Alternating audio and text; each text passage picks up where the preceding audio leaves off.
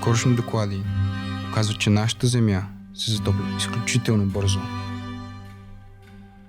D'ici 2050, il y aura plus de plastique que de poissons dans l'océan.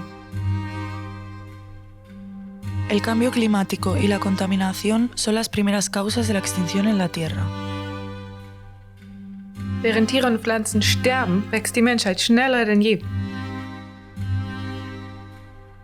Bientôt, nos enfants n'auront plus d'endroit pour vivre, d'air pour respirer et de ressources pour s'alimenter. We don't listen to each other, and we don't work together. We are on the brink of destruction. And if we don't stop living for today, there might not be a tomorrow. With rising food prices, hotter summers, and snowless winters, I could see these problems clearer than ever. So I decided to take action and go on a journey to find people working together to solve these problems. I wanted to find a place where everyone is working towards a better future. A future where my child will be able to enjoy fresh air and green fields. A future where we can laugh, have fun, and live in balance with nature. And what I found gives me hope for such a future.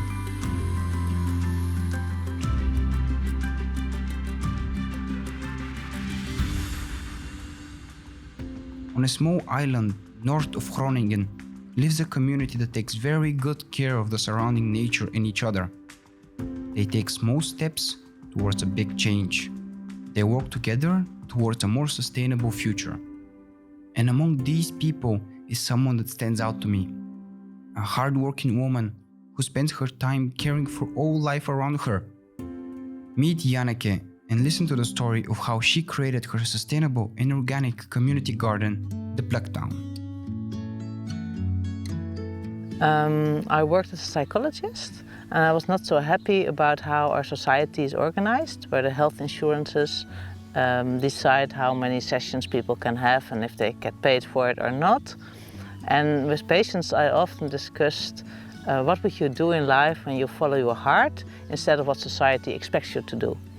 Then I thought, okay, what would I do if I follow my heart? And I thought I would like to grow vegetables close to the people who eat it, because of where we started, that people are so far away from what we eat. In the supermarket you have tomatoes year round. Yesterday there was someone who asked me, do you have tomatoes? I say, yeah, the plants are like this. And people don't know anymore how vegetables grow and when they're ready, what the season is for. And I thought, okay, I would like to add that to the world. The Pluktown was a creation of love, a desire for balance and sustainability. The reason for its success lies in the person that created it. It lies within the values of Janneke, which people related to. We pay not a fair price for our veggies in the supermarket. So I think we should reconsider in general how we want to live on this planet and how we want to take care of it. I believe and I trust that actually what already happened in the first year was that people came over the bridge to come and I said, what's going on here? There's a different atmosphere. And I think that's what you felt. For me, the miracle is that the only thing we did was working here with love and attention. And that's all we did. We just started day by day taking care of the earth. And then something changes. Something did change. People started to notice. A new chapter began on the island. People wanted to learn from Janneke. They wanted to help her.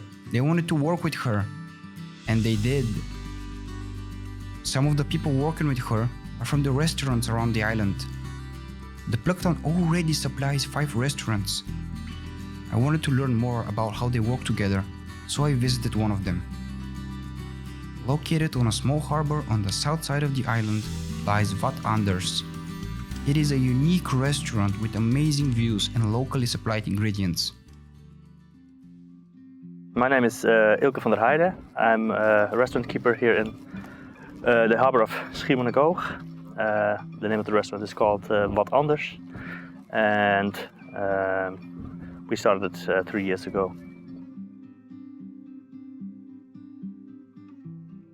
it's very nice to work with the plug time because Janneke is a very nice person.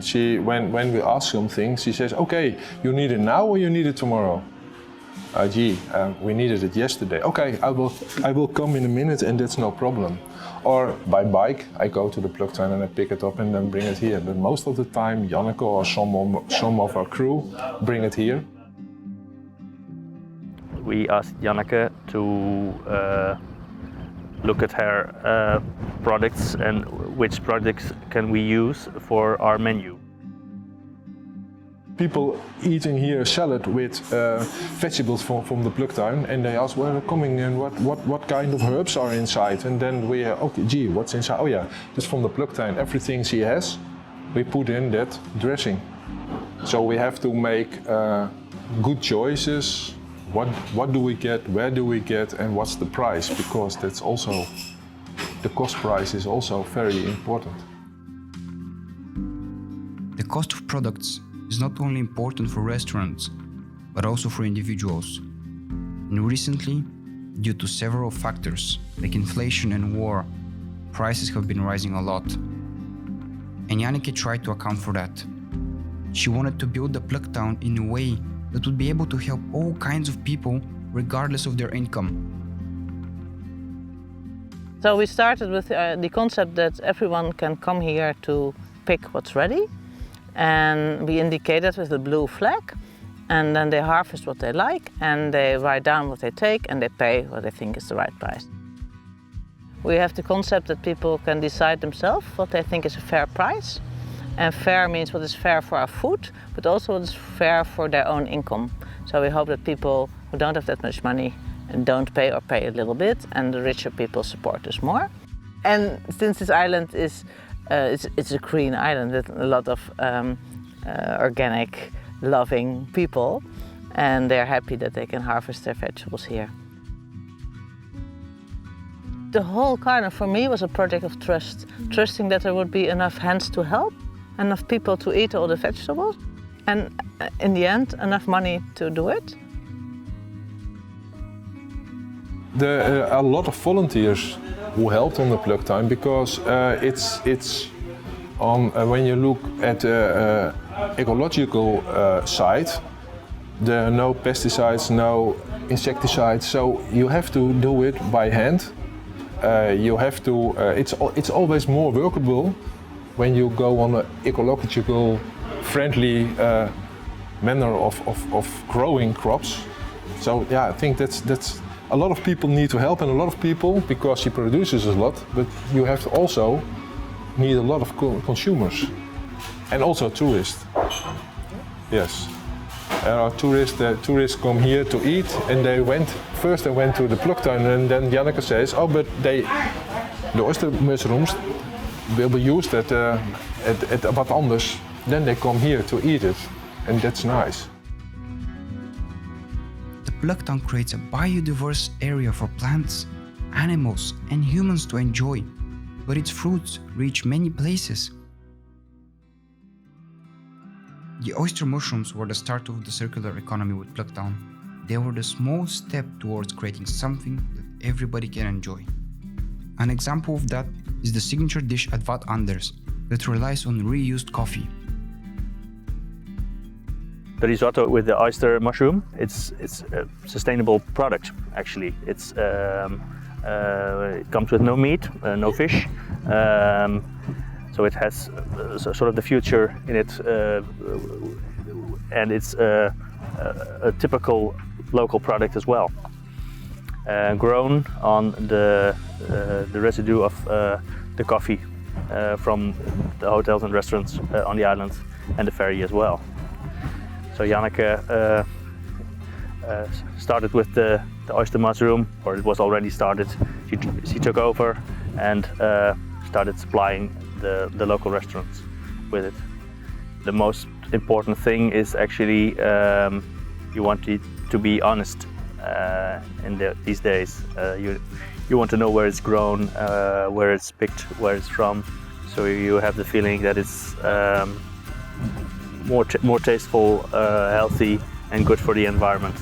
when you live here, you can go to the supermarket and get your salad, but it's very nice to take your bike and go to the Pluktuin and pick your own freshly grown salad and enjoying it much more than getting your salad at the supermarket. Even it's just your salad, but it starts with those little things. Sadly, creating all of this was very hard. Janneke was a loner, a stranger on this island, looking to create a new future. She left her normal life to follow her heart. That is a very unusual thing to do. Many people will look at you with disbelief. They just don't think you will make it. They don't support you. They had concerns if I would succeed, because I was a stranger coming to the island and creating something that of course, a lot of people thought was very weird. Doing it organic, being a woman, not using big machines. The local government has decided what you can do here on this piece of land, and it was cows or corn. And I thought this is agriculture, and the land is agriculture, but for them this wasn't agriculture. They were not against the garden, they really liked it, the idea, but it didn't fit in the rules and what was allowed. I gave myself 5 years to try it. And I thought, well, what's the worst thing that can happen is that I don't succeed. And I asked the farmer, what do you think if I don't succeed? And he said, well, okay, then it will be for the cows again, and I don't care. The only risk there was the money I saved. And well, for me, money is not that important, so I really wanted to try it. There is a lesson we need to learn from Janneke. Don't give up and follow your heart to make a positive change. Because that is exactly what she did. She spent every day for the past 6 years to grow the Pluktuin, and she succeeded. Janneke created something that would bring joy to people and hope for the future. She left a legacy for the next generation to take care of. But she couldn't do it alone. She had the help of the community. A community that works together to solve all kinds of problems. By climate change and wars, it's getting more clear for people that we have a problem.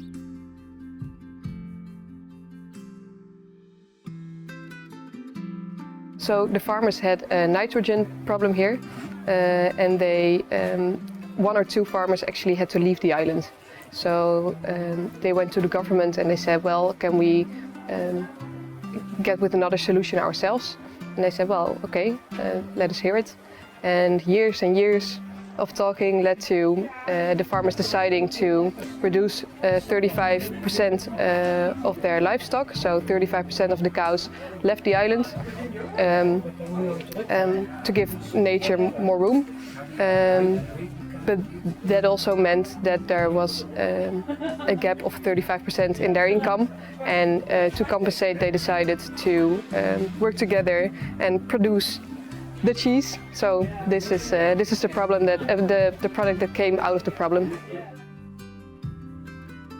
The Pluktuin was kind of my answer to the problems we face at this moment in the world. Because when there's a war, I cannot do much, but I can take care of this little piece of earth and take good care of it and create a place where it's nice to be, nice to live for us, but also for the plants and the insects and the animals and the birds.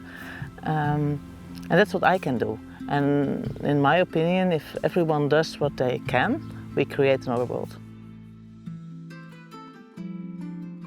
What they all do, that's also part of this project, is, I'm not sure of the English, but biodiverse. So they make sure like insects do it very good, and also animals that live inside of the soil. You probably saw a lot of birds as well, and they all have they do extra things like mow the grass. They do it extra late. They haven't done it yet. And maybe you have seen on the other side that most farmers are quite busy with it already.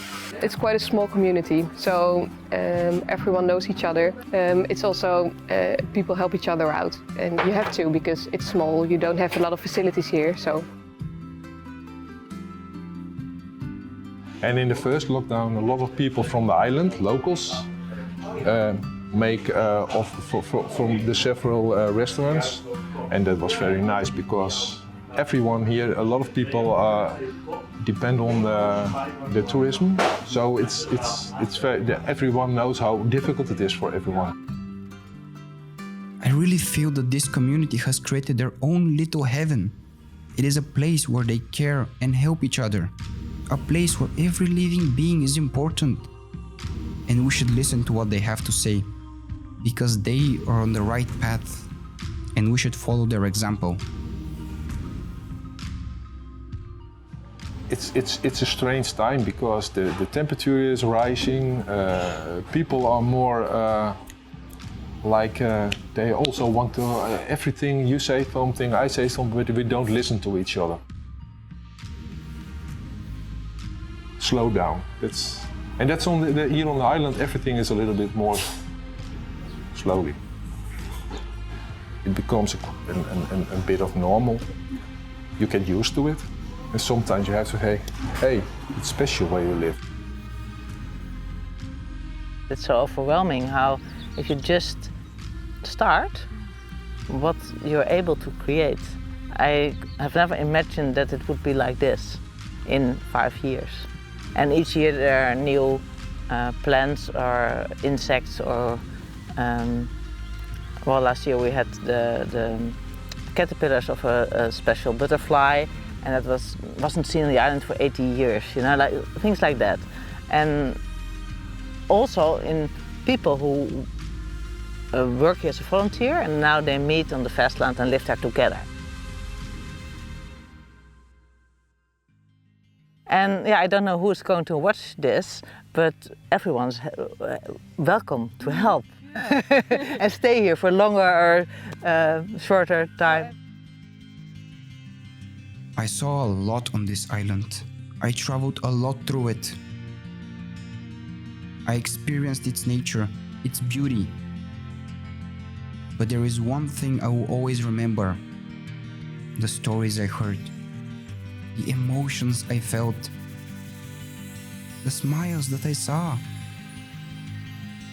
This island feels like a special place. It feels like you belong here, even if you just visit for a few days. So please, go out there, explore the world for yourself, and find these people that don't live for today, but for tomorrow. Become these people. Become the change we need. Because if we work together, we can change our future for better.